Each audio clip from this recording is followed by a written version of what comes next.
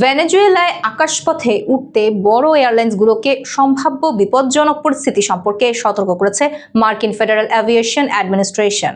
সংস্থাটি সতর্কতার সঙ্গে ফ্লাইট পরিচালনার আহ্বান জানিয়েছেন। এদিকে ভেনেজুয়েলাকে ঘিরে অবনতি হওয়া নিরাপত্তা পরিস্থিতি ও বাড়তি সামরিক তৎপরতা বাণিজ্যিক বিমানগুলোর জন্য সব উচ্চতায় ঝুঁকি তৈরি করতে পারে। প্রতিবেদনে বলা হয়েছে, সাম্প্রতিক মাসগুলোতে এই অঞ্চলে বড় ধরনের মার্কিন সামরিক উপস্থিতি দেখা গেছে। যুক্তরাষ্ট্র নৌবাহিনীর সবচেয়ে বড় বিমানবাহী রণতরী, অন্তত 8টি যুদ্ধ জাহাজ ও F-35 যুদ্ধ বিমান মোতায়েন রয়েছে। এছাড়া যুক্তরাষ্ট্র অভিযোগ করে আসছে, ভেনেজুয়েলা ও লাতিন আমেরিকার অন্যান্য দেশ থেকে মাদকবাহী নৌকা ছাড়লে সেগুলোকে লক্ষ্য করে হামলা চালানো হচ্ছে।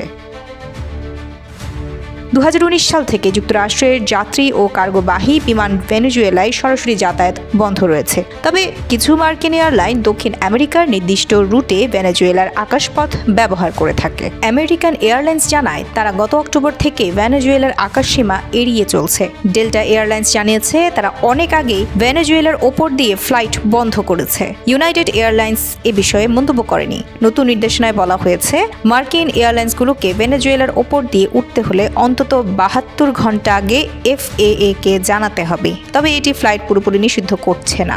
FAA জানিয়েছে, সেপ্টেম্বর থেকে ভেনেজুয়েলায় গ্লোবাল নেভিগেশন স্যাটেলাইট সিস্টেমে হস্তক্ষেপ বেড়েছে, যা কিছু ক্ষেত্রে পুরো ফ্লাইট জুড়ে প্রভাব ফেলেছে। পাশাপাশি ভেনেজুয়েলার সামরিক প্রস্তুতি বাড়ানোর লক্ষণও দেখা যাচ্ছে। সংস্থাটি জানিয়েছে, ভেনেজুয়েলার কাছে উন্নত মানের যুদ্ধ বিমান ও এমন অস্ত্র রয়েছে যা বাণিজ্যিক বিমানের উচ্চতা পর্যন্ত পৌঁছাতে সক্ষম। নিচু উচ্চতায় অ্যান্টি এয়ারক্রাফট আর্টিলারি ও বিমান প্রতিরক্ষা ব্যবস্থাও ঝুঁকি তৈরি করতে পারে।